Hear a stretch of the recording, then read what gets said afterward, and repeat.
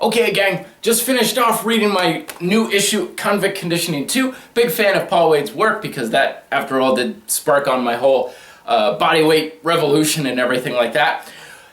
First book I think I've ever read where it had a healthy eating, nutrition section and so forth that basically I kind of braced myself. I'm like, oh God, here we go. It's another person who's going to tell me that I got to eat a very specific, particular way, and I got to have these exact kind of foods and these ratios, and it's got to be prepared in this way, and slice the carrots just so, and have your salmon, but don't have the skin on 40% of it, but if it's farm raised and the moon is in the third vector of Vega, then you can, none of that.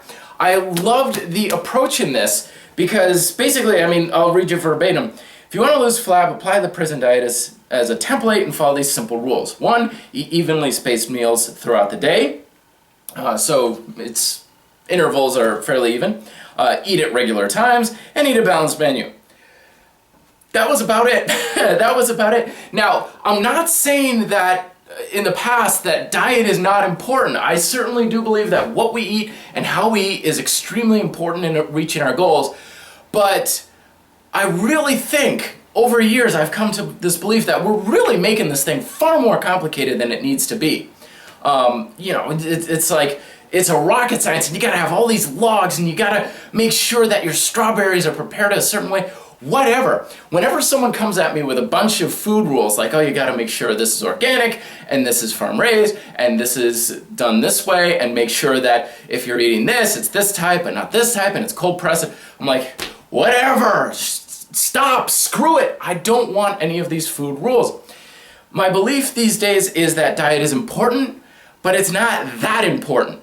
It's not so important that it's something that we really need to build our life around a diet. Always drives me nuts when people are like, oh no, it's not a diet, it's a lifestyle.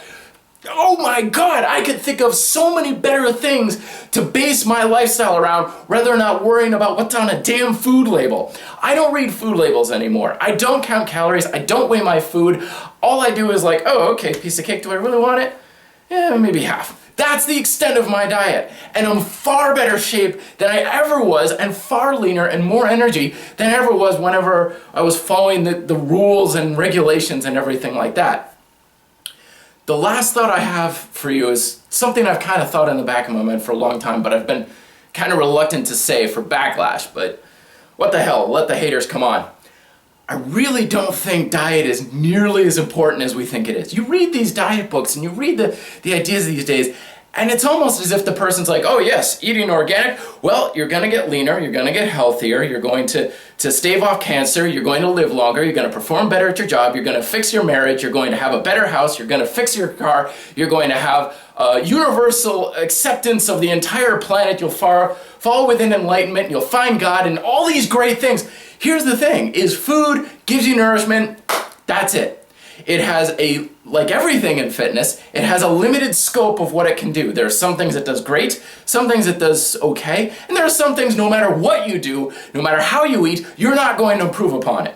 I love these people who are like, diet's 90% of results. I can think of some aspects in health and fitness that no matter what you eat, it's not even gonna have an effect.